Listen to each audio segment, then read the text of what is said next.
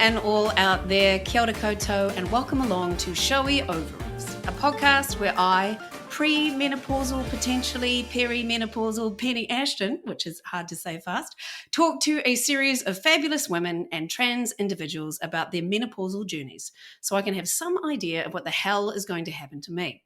As always, I would like to say immediately that I am not a doctor. I did get a biology prize in school once, but it was a book on tropical fish, so I won't be referencing that. So please consult your own GP or specialist before embarking on any medical journeys.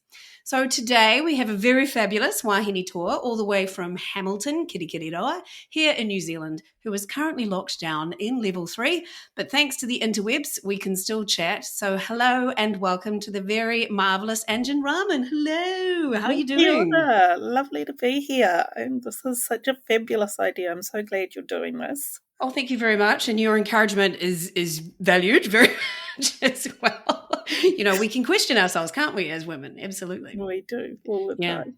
So how is it being locked down there? Are you coping fine?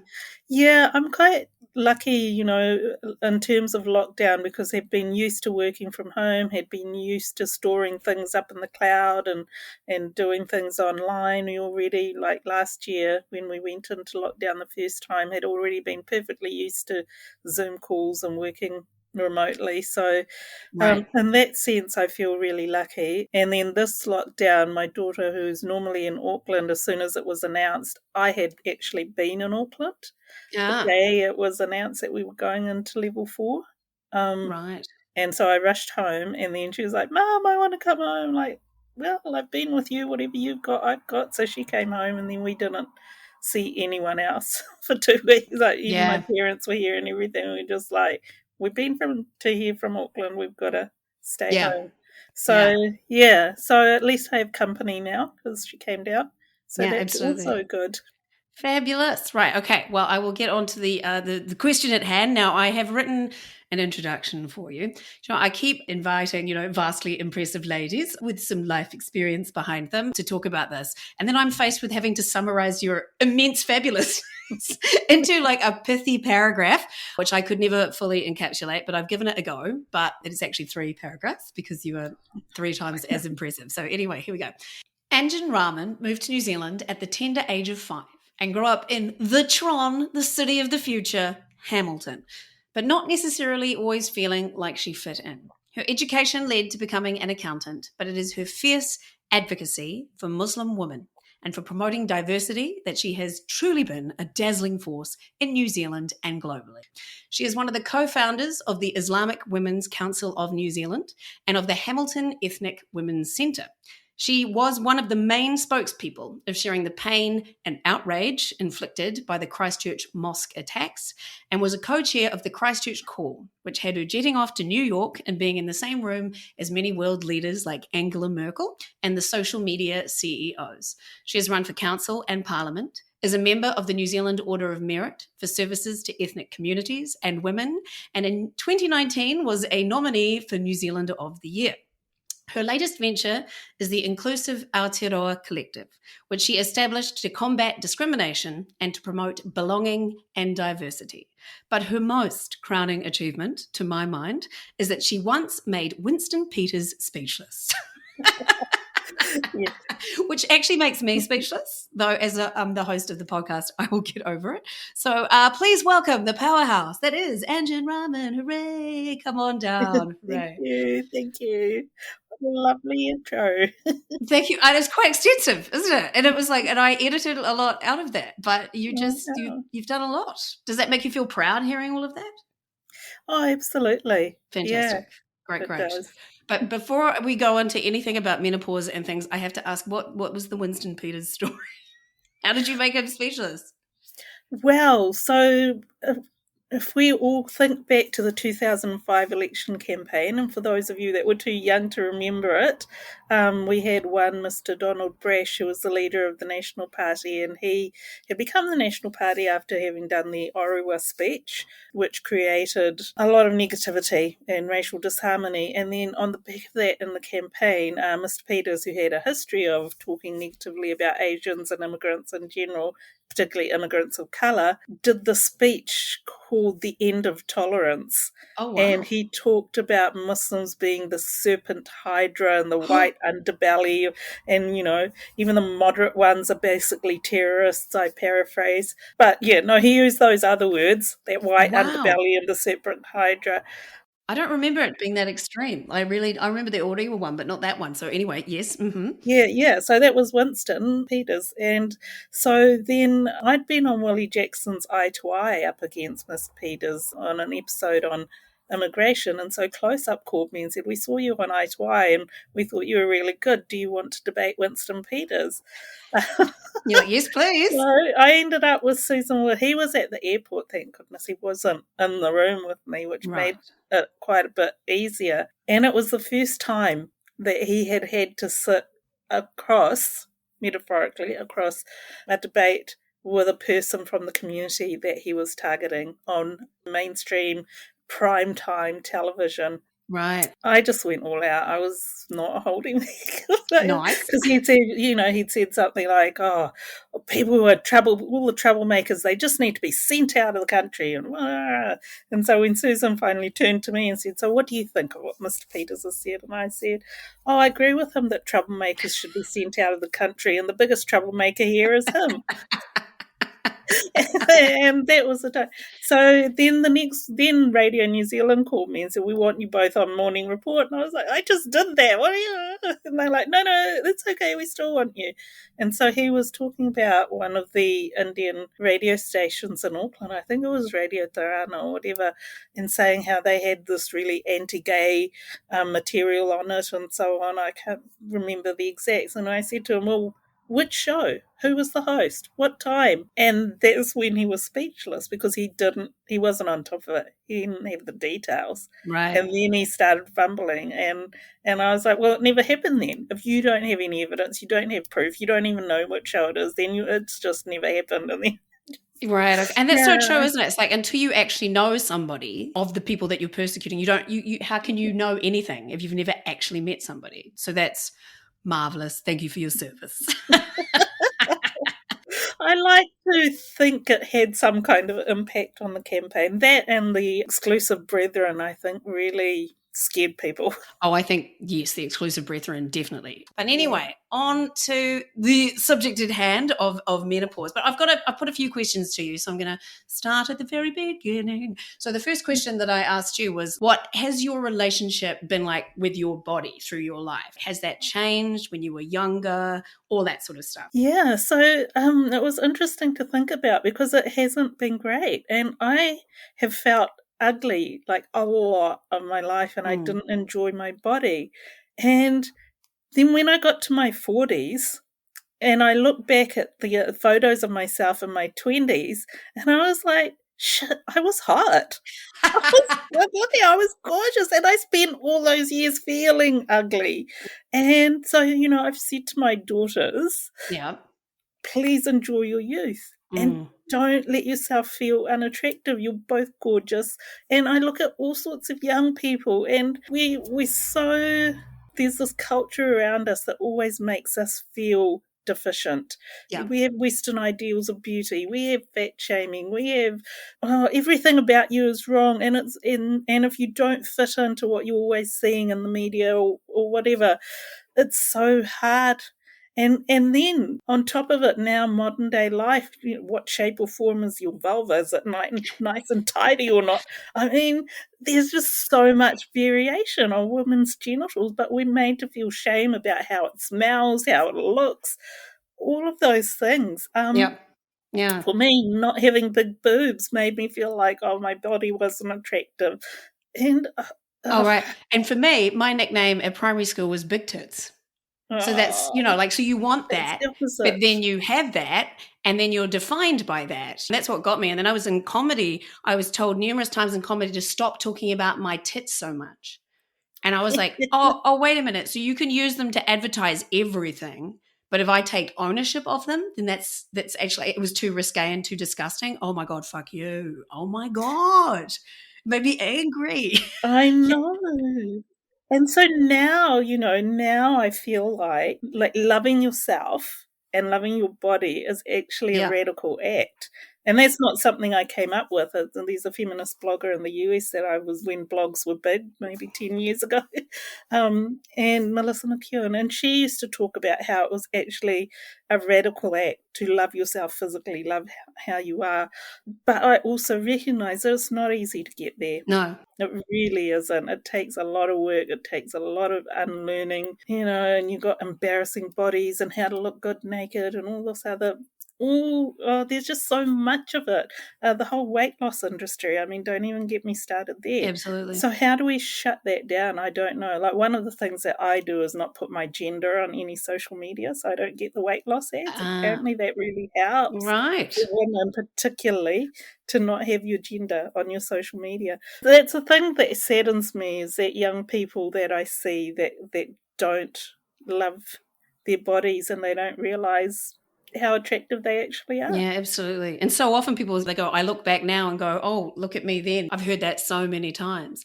And how much do you think, because you've talked about you didn't feel that you fit in and you had some bullying at primary school for being different, in inverted commas.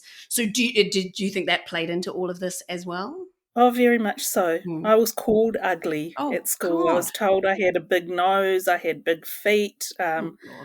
Everyone, it was generally accepted that I was very unattractive. Wow. All through primary and intermediate. So, of course, I believed it. Of course you did. Yeah, that self-loathe. Oh, wow. That's, you just want to go back and, little kids are nasty little pieces of work.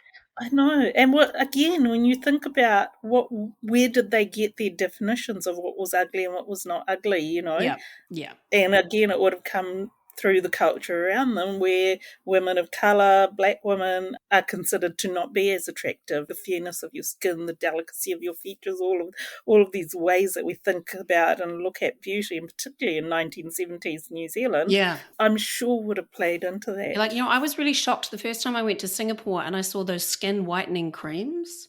Like that. Oh, Fair and Lovely. That's the Indian version. Oh my God, that blew. Bleaching your skin, literally. It literally is. And I was horrified. And then I was like, oh my God, I'm so sheltered and stupid. I'm not, but the whole world is all about this. And you're literally bleaching your face. And that just really hurt my soul to see that as a thing. Well, interestingly, the first time I was made to feel attractive was when the first time I went to India, went back, was when I was 12 years old. And for an Indian, I'm pretty fair. Right. And that was considered attractive. Oh, wow. Oh, my God. And so then you're like, hilarious. Oh, no. So I have a cousin who looks very similar to me, but she was much darker skinned. And I was considered much more attractive than her, when our features were quite, you couldn't say from our features that anyone was more attractive or not. Wow. And so that was odd. But of course, they've been so ingrained by that time at 12 that I didn't believe them. Yeah. I still considered myself ugly. It's amazing, isn't it? 12 is so young, but yet so conditioned. Absolutely. And were there many other Indian families in Hamilton at that time? We socialised with Indian families. They weren't North Indians. They were mostly South Indians. Right. And why is that different? Because they didn't speak the same language. Also, they didn't quite a big difference. have the same religion. Yeah. So it's like French and Germans. Yes, you're both Europeans, but the cultural differences are quite big. Too extreme. Right. Okay. And did I read that your family opened a mosque or started a mosque? Yeah, my dad was involved in buying the first mosque in Hamilton. The first congregational prayers were in our house. Awesome. Right. Yeah. So because we were the first Muslim family to permanently settle here, and my parents were really committed to building a community. So we used to travel to Auckland a lot, and then we found this family in Ngaruawahia who were Fijian, and then another family in Putaruru that were Pakistani, I think. And so, right. Yeah.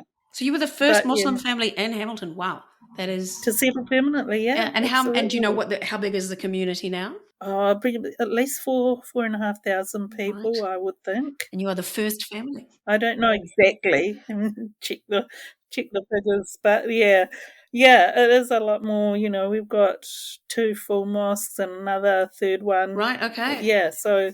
Much, much different. And so now you talked about the fact that you didn't decide to wear the hijab until you were in your 30s. So that was that a lot around being didn't want to be seen as different. It very much was, and the timing is really interesting because it was about 2 months after the bombings in America of the World Trade Center and the Pentagon. Yeah. But it really wasn't anything to do with that for me. And for me, it was about faith and belief and active worship. So here's a thing that I'd always believed in, that I thought was the right thing to do, but just never had the courage to do it, did not want to stand out. And so finally got this stage of my life where it felt like it's right. It's the right time to do it, and I feel ready to do it, and I'm doing it for the right reasons. That was the biggest for me. Yeah. To be doing it for me and not to be doing it because of anybody else's expectations, pressure. Yeah, I was reading something you'd written that a lot of people think that Muslim women, they have to do this and they're downtrodden when they do it.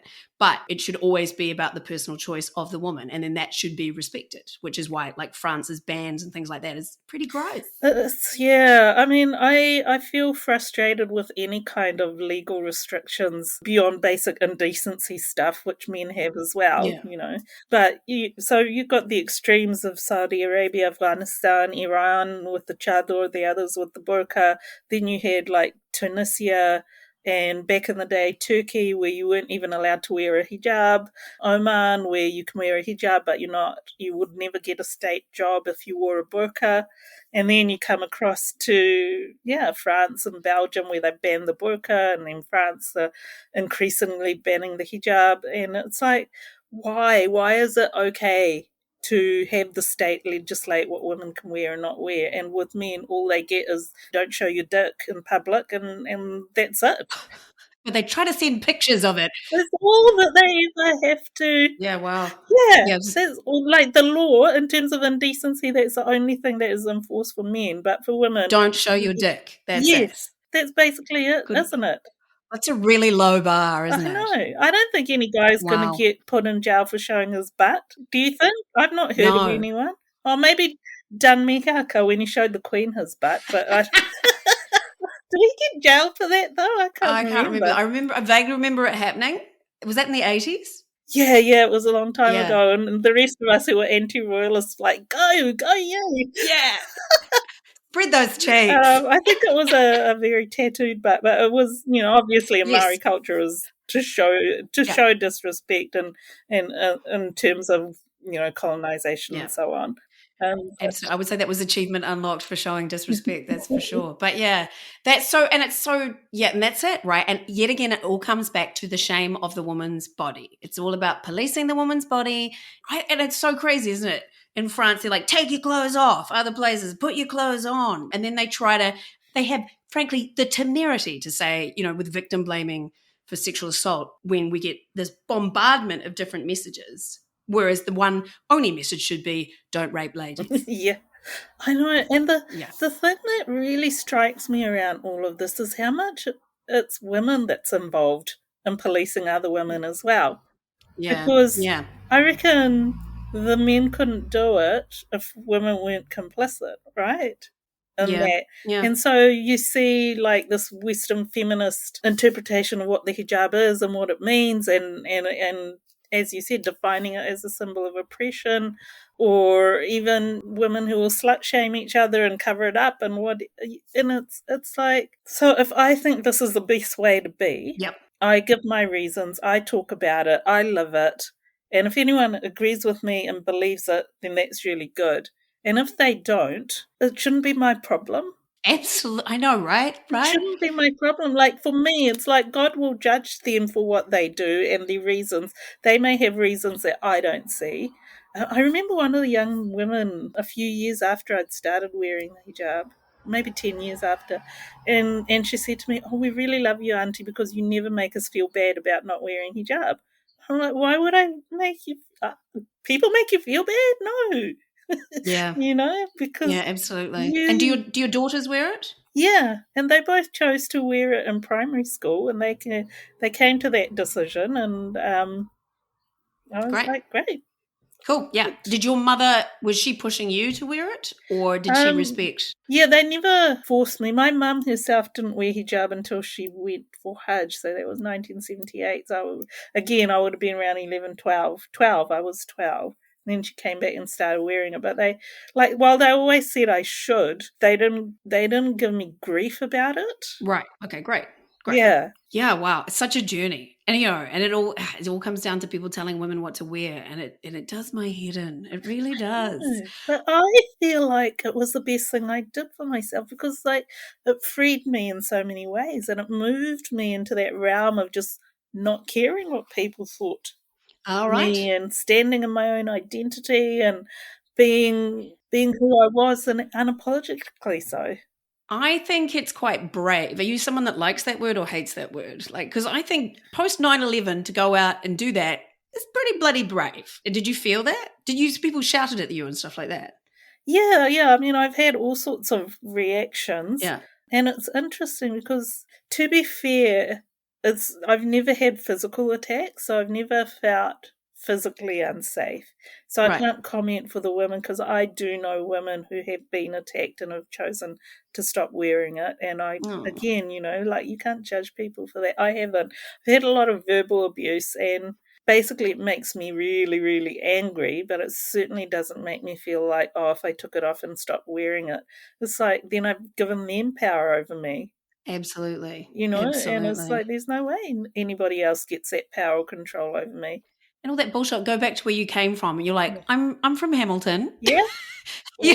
Listen to this accent. Yeah. There is no denying that. Absolutely.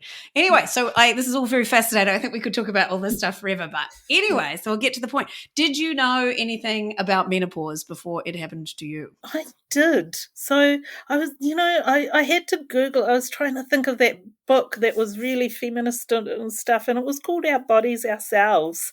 And back in the 1980s and stuff, somebody gave me a copy to read when I was in university, and it was the biggest thing at that time, and it was groundbreaking that we get to learn about our bodies and how they function and all of those things. So I'm pretty sure that I knew about menopause from that.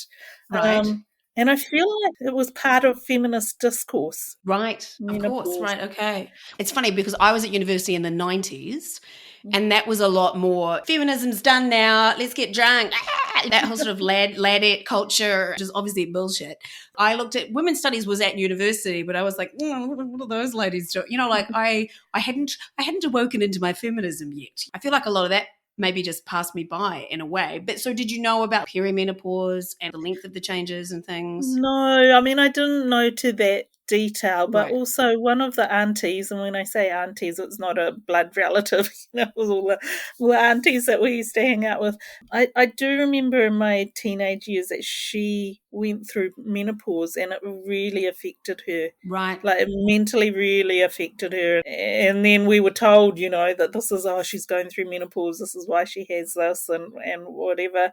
And so there was also that awareness that, there's this time of your life. But I think as a teenager, I just didn't click into it. As I said, more in university, I've learned about our bodies, ourselves, and then would read stuff and hormone replacement therapy. Should you or shouldn't you? Yeah, breast cancer, no breast cancer, all that sort of stuff. Yeah. Yeah, all of those things. So I feel like I was generally aware. Right. I knew about hot flashes, and it was interesting that the way that menopause was talked about is the way that puberty is talked about. And I hate both of these things, that it's just a time to be gotten through. Yeah. Right. And endured. Right. And actually, I only realized that when you gave me the questions, and I was thinking about what I knew about menopause, and I was like, wow, we think about menopause as this terrible thing that happens to women that we just have to endure. And I was like, yeah, but puberty is the same, and teenagers having to go through this awful time of changes, and that whole Nigel letter, your children, teenagers actually have a mental illness or whatever it is. Why can't we talk about these changes or changing times in our lives as something to be embraced and enjoyed? Yeah. Even though you have the anxiety or the hot flushes, but it's a time of change and things happening, and you can celebrate it. It's interesting to me that it's often associated. My friend just texted me and she was, oh my God, I'm horrified that looks like maybe perimenopausal. And she's like 48. But we have this notion that the average age of menopause is 51, and that it's really old lady stuff. But I'm 47. I'm not a really old lady. You're clearly not a really old lady. So we have this notion that it's like walkers at 90 or something like that, but it absolutely isn't. So did your mother talk to you about it? Yeah, I don't have recollections of her talking to me about it when she was going through it, and I really generally can't remember her going through it. But it may well have been that I was married and living in a separate house, and so didn't see the full thing. But when I got to that age, then she was like, "Oh, you're going through menopause now. You should be taking your vitamin this and that, and you should be doing this and that for yourself, and go and read this book." And yeah, she was all on top of it, like she knew all this That's stuff. good. Yeah. Why did we not talk about this when you were doing? Oh, sorry. Somebody with testosterone just drove past on a motorcycle. Stereotypes. Yes, but yeah. So that would be interesting. You'd be sort of why did we not discuss this when you were going through it? Yeah, but I just don't recall it. But then my life was not particularly fun times in my 20s as well. So, yeah. Oh, all right. Okay. Do you want to talk about that or no? No, probably not. Okay, fair enough. Was she good like with puberty, and all that sort of stuff, taking you through all that? No, I think my parents kind of relied on the school to provide a lot of that education. And because we were here with zero family, I didn't have aunties and uncles and cousins to go and talk about it. I have friends. But yeah, so I got my period when I was 10, and I did already know what a period is. Because that is quite young. Totally, yeah. And I'm trying to think whether it was because we had to go for school camp, and so all the girls had periods explained to us in case someone got theirs on the camp or something. But that's wise. Now, I understand in the Muslim world there are some rules around menstruation. Yes. So it'd be great if you could explain those to us. So, yep. So, like, for us as time of menstruation, because you're losing blood, often iron and fatigue and pain and all those sorts of things related to having your period. So we don't actually have to do our 5 daily prayers when we're on our periods, and we don't fast in Ramadan, or at any time we don't fast if we're on our period. Okay. So we'd always feel superior to the men because we'd get these breaks that the men didn't get. And then now I don't get them. And oh my God, the first Ramadan when I had to do the full 30 days was so hard. Wow, that is nothing I've ever considered, that menopause. Wow, that's a bit of a bummer, isn't it? And then so I actually get to travel quite a bit these days. So I would every time I'd use the travel because you don't have to fast if you're traveling. And so the 1 year I was like, no, I can do it. Traveling's okay. But I just felt really worn out, even if it was just 3 days in Wellington. And I was like, my sister said to me, there's an exemption given for a reason. Take it. You don't have to feel bad about taking it. And so I was like, that is true. So now, I mean, it's practical, isn't it? You need sustenance with your bleeding, so that's right, you do, and so that's really interesting. And then in terms of religion, the only other aspect where it might come in is so if you get divorced or widowed, you have to wait for 3 full monthly periods before you can get married again. There's slightly different rules between divorced and widows, but it's basically to make sure that you're not pregnant before you get married again, because for us it's considered that every single child has the right to know who their mother and father are. Right. We don't have like Western style adoption where you get adopted out and you don't know who your mother and father are. It's considered a fundamental and basic right of a child to know who their parents are. Wow. Long Lost Families would be a really bad show. I don't know if you watch that, but I love Long Lost Families, but I'm always astonished at the emotional trauma they put children through by not telling them who their parents are. So, right. Yeah, so that was really interesting. So therefore, you're not going to rush off and get married straight away in case you are already pregnant, and then the child's not going to know who the father is. Well, nowadays you have DNA testing and all those kinds of things, but I mean, 3 months is not that long to wait to get married. And it's a grieving, whether you get divorced or widowed, there's a lot of grief, and pain around it. So it's eminently sensible. But again, if you don't have menopause, if you're menopause and you don't have periods, then that's where it. But there's not a single ruling. There's various rulings, but generally they still say, wait 3 months. Right. So, Right, okay. yeah. So then how did menopause manifest in your good self? Like, how old were you when it started and all that sort of shenanigans? I think it was 2016, so I'm 55 now, so I was probably close to 50. And of course, I didn't know about perimenopause. And so that year, what happened was my older daughter was living in Auckland. She shifted to Brisbane. My younger daughter left home and went to Auckland to study. And so I was home alone and empty nesting. Right. And there were a few other kind of family things going on. And so I felt like really anxious. I just felt the surge of anxiety. And I went to the doctor because I was feeling like, I'm not feeling okay. I'm feeling off. And so I went to the doctor and asked for counselling. The doctor never said, oh, let's look at your age. Oh my goodness, you might be going through menopause. She did not say Oh, that. this is so common. So common. Right. Yeah. I know. Like, what the fuck? And then because she asked me why I wanted to see a counsellor, I said, oh, well, I'm feeling lonely. My kids have left home and blah, blah, blah. This is happening with this person and whatever.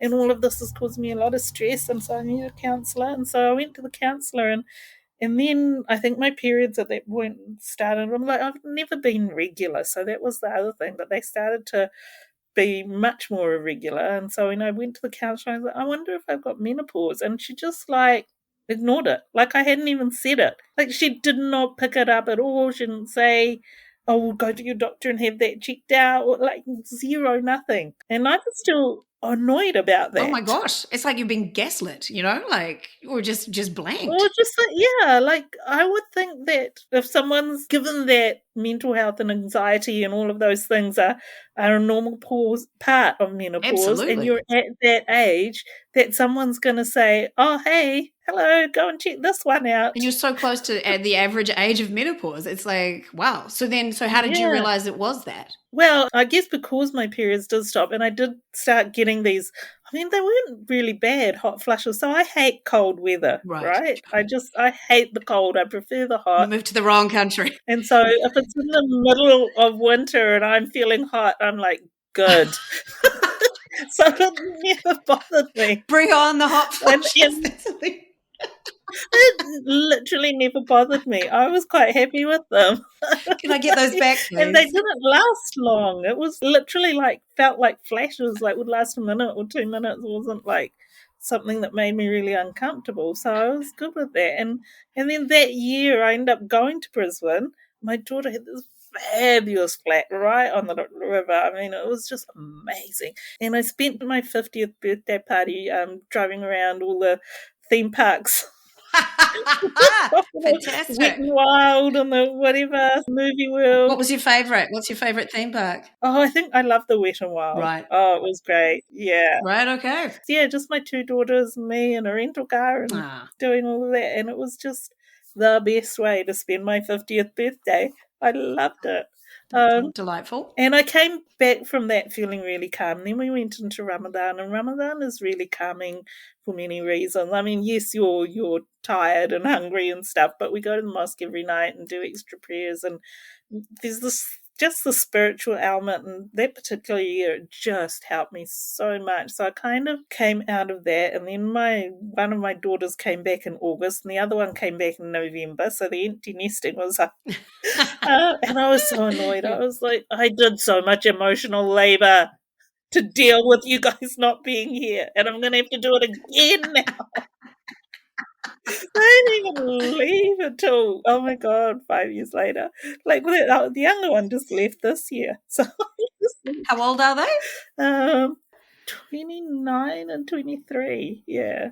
And did you talk to them about what was happening with you when they were there? Yeah, well, they weren't there, right? Oh, right. But they'd gone off, and so I was having this thing not knowing what was happening, and I was feeling really anxious and lonely, and I did not want to lay that on them. I wanted them to be able to flourish and blossom and go off into this new stage of their lives, both of them wherever they were. And so I was like, there's no way I can load this on these kids and make them feel bad about having left mum at home. I wasn't going to do that. So I really didn't talk about it. And then, as I said, I kind of came right later in that year with those things. And so I mean, I did say, oh, my periods have stopped, I get hot flushes, whatever, so they knew it was happening. But Right. generally, other than that period of real anxiety, I guess I didn't recognize anything else that was happening.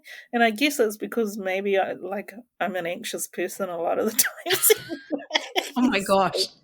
You put yourself out there a lot for an anxious person. I think that's kind of amazing. Well, yeah. I mean, my stress levels and my whatever mental health levels are not always great. Like, I can sit here and talk to you quite happily, and I feel like I'm in a lot better space now. And then, of course, we had 15th of March, and then when the Lynn Mall stabbings happened, that was a straight dive down. It was PTSD. It was lack of rest. We had so many meetings, so many things, and and you literally trawl looking for hate speech and stuff. That's part of, well, not looking for it, but you're promoting to get rid of it. Yeah. You went around and met a lot of people that have this within them. So I think you're fucking amazing, to be honest, to do all of that, because you're welcoming that hatred into your life whilst trying to dispel it. And that's incredibly strong. I do a lot of things to protect myself in that sense. So like in the social media space, I'm a blocker.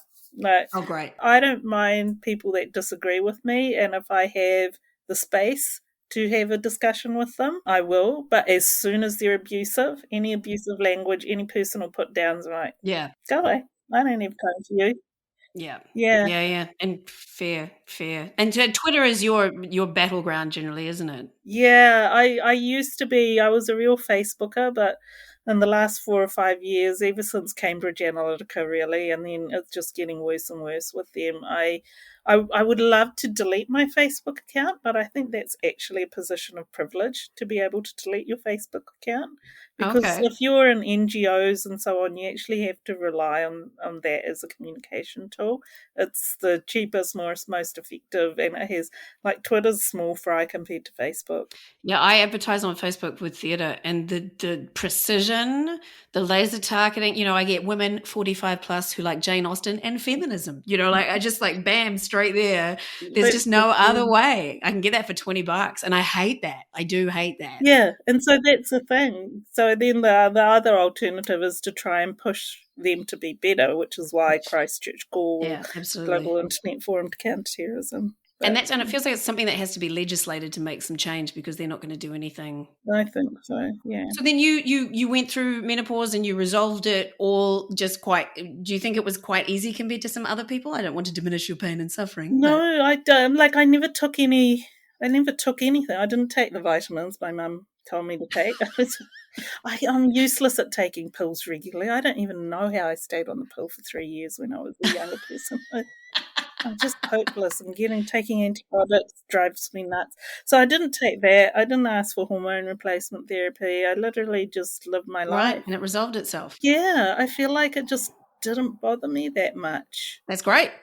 Here's the thing. I'm going to jump to your question. Oh, yes. About the fun fact. Oh, right. Okay, yes. So here's the fun fact that I found. Yeah. I'm going to just read this out. In societies where age is more revered and the older woman is the wiser and better woman, menopausal symptoms are significantly less bothersome. Wow. So psychosomatic sort of. Where older is not better, many women equate menopause with old age, and symptoms can be much more devastating. And as I progressed in age, I loved it. I hit 50. I should have pulled it out. I wrote this poem about how 50 is fabulous, and you just get to this age and stop giving a fuck about anything or anyone. It's just so freeing. Although a lot of those anxieties that you have when you're younger, they just go away. And I remember sitting there talking to this man whose daughter was friends with my daughter, and I hadn't seen him quite some years. I used to always go on play dates and things, and so I saw him somewhere, and he's talking about his life, and he's like, all I do is go to work and then go home and be with kids and family, and I don't even know what I've done the last 10 years. And I didn't say anything, but I was like, stood for Parliament 3 times, been in all these organisations, done media work. I've lived my 10 years. My 10 years I've got, Yeah. And so as I age, I feel like I really have lived my life. Like, I've not enjoyed all of it, but I've lived it. Yeah. You know? I have this image of you flying down a water slide on your 50th birthday with your hijab, because you wear your hijab when you're doing that. Yeah. Yes, Yeah. your hijab flying behind you, like just this glorious vision of you surfing down a water slide with this massive that you have right now smile on your face. I just think that is the most wondrous image. Well, also my relationship with my grey hairs. I love my grey hair. Like, Ah. I feel like I have earned every grey hair. Every one of those represents a tear or whatever, an experience. And so, yeah, so that's what I'm wondering. When I read this, because I was looking around for this fun fact, Right. and when I read this, I was like, well, so maybe that's why I didn't have as many symptoms, because I was really happy with aging and happy with where I was in my life. I don't know, one time my fingers getting a bit more wrinkly. That bothered me more than any wrinkles on my face or grey hairs or anything, but it doesn't bother me I that noticed that I much. had wrinkly side boob. I was like, this is, yes, I'm all about yay aging, but no, I don't like my wrinkly side boob. So that was funny. That was my out of the box fun fact that I'm asking everybody to bring. So Anjum jumped the gun there, but in a very charming way. I like calling it out of the box, you see, so I have to say that a few times. Yeah. So it was really interesting. Well, my chin hairs are turned white, and now they shine brightly on my face, worse than the black ones did. And the chin hair thing is hilarious because I have one Oh, lucky. that is quite low here, and I'm short-sighted now. I didn't used to be, but I have to wear glasses for distance. But obviously the long-sighted thing is starting to kick in too because you can't quite see where the chin hair is. So you're in the mirror trying to find it. This with tweezers, stabbing myself in the chin, trying to find that one here. Yeah, there might be more to come, but at this point, there isn't. No, I have a fair few. I get rid of my chin hairs. I still haven't come to terms with being able to be fine with them. You know, I don't think I'll ever get to that one. So, it's interesting, isn't it? What we're good with, what we're not good with. Yeah. But that one, I think I will keep plucking those ones out. Definitely. Yeah. One thing I was wondering, is there anything in Islam around menopause? Is there practices around that, or is it mentioned? No, so there's nothing in the Quran Right. that speaks to menopause or menopause as a thing. So there are more things around once you get to a certain age or older, then you don't have to wear the hijab anymore. Right. And it's the same for young women. If it's a really old man, you don't have to wear a hijab around him. Like when people at that time were considered to not be sexually active or interested anymore. Right. Which we have changed understandings around all of that. And also people live longer as well. But it was very much around age rather than menopause as such. Okay. In one of the other articles I read, the term menopause was developed in 1800 and something. So I don't know what they talked about and that was in the Western context. Right. Like it wasn't even a term. Before that was just a mystery. It was women's stuff. Yeah, who knows? And it was, and also, women died childbirth, they had less life expectancy and whatever. So there's all these other factors going on. All my bodily functions have started to fall apart at this age. You can tell that, we weren't generally meant to live much longer. It's because my bowels are going crazy. And oh my gosh, yes. If I don't have the right breakfast, you suffer for it, eh? You do have to be more careful about stuff. I have this Metamucil stuff now, and my husband calls them poo flakes. So that's nice. And on that note, well, it's like I would say, embrace all of these things. Your body is changing and shifting, and that's all good. It's fine. And that's it. And I think the more we talk about this sort of stuff, the more people will get help when they need it, or, just because we dwell in so much shame and we live in these, as I say, lumps of flesh every day of our lives. So we should we should embrace everything that happens and be open and honest about it so people don't have that shame. So yeah. Yeah, absolutely. And the other thing is there's so much around period secrecy as well. Whereas in our house, because you couldn't pray, and we prayed together, that's interesting. It was damn obvious when anyone had their period. And so the men in our family always knew we had our period. Nobody felt shame about it. Like we didn't talk about it, but they knew it. And it wasn't like anything bad's happening or whatever. And it's quite interesting the way I remember I used to blog at the Hand Mirror, which is a feminist blog, and all these women, Pākehā women, were like, oh, but that's so embarrassing and I shouldn't have to disclose, and that would be terrible if everyone knew that I had my period. And I was like, that's just your cultural, you've just been brought up with that, and they couldn't see it. Yeah. They wouldn't see it, eh? Yeah, absolutely. Well, you know what? I could just talk to you forever, but I think you've probably got some more activism and very important things to do. So I just want to say thank you so much. It's been really fabulous and interesting learning about your insights. And yeah, you've taught me so much. Thank you.